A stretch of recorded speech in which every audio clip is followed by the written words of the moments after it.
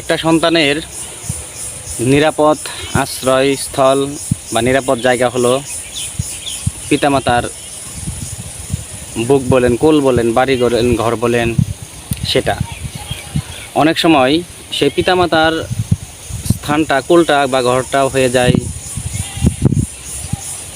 মানে জাহান্নাম।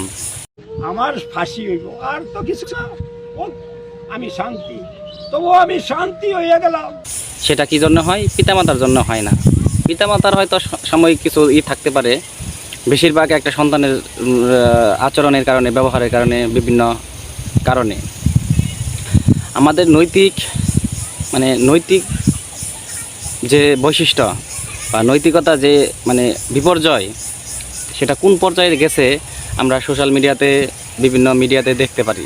সেটা হলো, এই কিছুদিন আগে আপনার নিজের একটা সন্তানকে বিয়ে করাবে, আদরের সন্তান, মার কাছে, বাবার কাছেও, কিন্তু সেই ঘুমন্ত সন্তানকে কোড়াল দিয়ে কুপিয়ে সেই সন্তানকে হত্যা করে। তার কারণ কি? মাকে বকাবকি করে, ঘরে ভাঙচুর করে, বাবাকে মারধর করে, মাকে মারধর করে, বকাবাজি করে, এই করে সেই করে, সেই বাবা অতিষ্ঠ হয়ে রাগে ক্ষোভে সেই সন্তানকে হত্যা করে। আবার দেখা যাচ্ছে যে অনেক টাকা খরচ করে, শ্রম দিয়ে, কষ্ট করে একটা সন্তানকে মানুষ করে, উচ্চ শিক্ষা সম্পন্ন করে, বিদেশে পড়াশোনা করে বা চাকরি করে বা দেশে চাকরি করে, সেই সন্তানরা আবার পিতামাতাকে বৃদ্ধাশ্রমে দেয়। দেখছেন, আগে আমরা দেখতাম যে আপনার 10 জন, 12 জন, 15 জন সদস্য মিলে একটি পরিবার থাকতো, সেখানে ভাগ বন্ট কোনোটাই ছিল না। আর এখন একটা দুইটা করে সন্তান থাকে, আলাদা হয়ে যায়, পিতামাতাকে আলাদা করে দেয়। যতই দিন যাচ্ছে আমাদের সমাজ দিন দিন নৈতিক অবক্ষয় হচ্ছে, এবং পিতামাতার প্রতি সন্তানের মহব্বত, ভালোবাসা, সন্তানের প্রতি বাবা মার ভালোবাসা আস্তে আস্তে নষ্ট হয়ে যাচ্ছে। এর পিছনে অন্যতম কারণ হলো আপনার ধর্মীয় শিক্ষা। আমাদের পিতামাতারা অনেক সময় ধর্মীয় শিক্ষা তাদেরকে দেয় না। আমাদেরকে রাষ্ট্রীয়ভাবে কিছু ভুল ত্রুটি আছে। আপনার প্রাইমারি লেভেল থেকে শুরু করে মাস্টার্স পর্যন্ত আমাদের ধর্মীয় শিক্ষা বাধ্যতামূলক করতে হবে।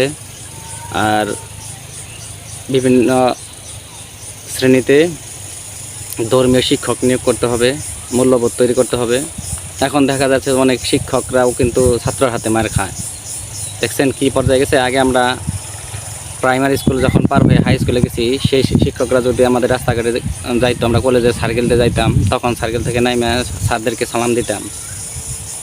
বড় ভাইরা কোনো জায়গায় বসলে, দোকানপাটে বা রাস্তাঘাটে যেখানেই বসুক, সেখানে আমরা দূরে থেকে দেখার পরে সরে যাইতাম। আর এখন আমাদের স্টুডেন্টরা আমাদের সামনে থেকে বিড়ি কিনে আমাদের সামনে বিড়ি লাগা, বলা যায় না যে বিড়ি খাও কেন, কারণ সমাজটা এরকমই। এখন শুধু দুই চোখ দিয়ে দেখবো, কিন্তু প্রতিবাদ করার মতো কোনো ক্ষমতা নাই, স্কোপ নাই, কারণ সমাজটাই তৈরি হইতেছে এভাবে।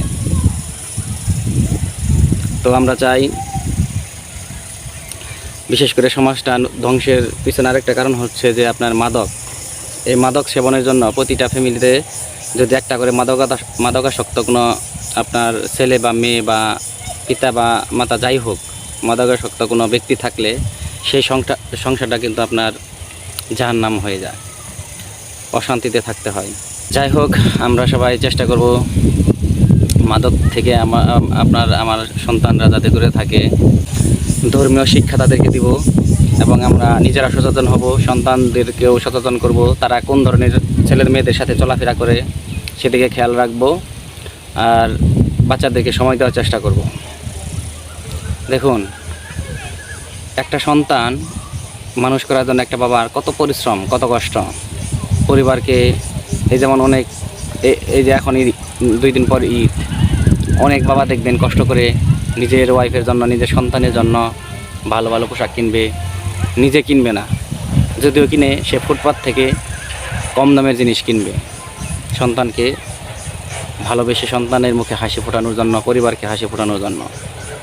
আর সেই বাবা যখন সন্তানকে হত্যা করে, কেন হত্যা করে, কতটা কষ্ট পাইলে বা কতটা দুঃখ পাইলে একজন পিতা তার সন্তানকে নিজ হাতে হত্যা করতে পারে।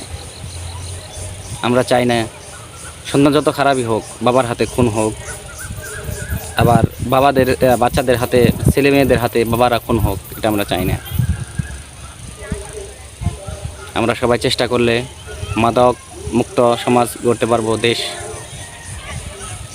দেশ সকলে যদি এগিয়ে আসেন তাহলে আমরা মাদক মুক্ত দেশ গড়তে পারবো। এই মাদকে আসক্ত হয়ে সমাজে অনেক বিশৃঙ্খলা, কিশোর গ্যাং তৈরি হচ্ছে। 2 টাকা 5 টাকার জন্য মানুষ হত্যা পর্যন্ত করতেছে। তো আমাদের সকলকে এগিয়ে আসতে হবে, মাদক মুক্ত দেশ গড়তে হবে। তাহলে পরিবার, সমাজ, রাষ্ট্র, দেশ সুন্দর হবে। ভালো থাকবেন। আসসালামু আলাইকুম।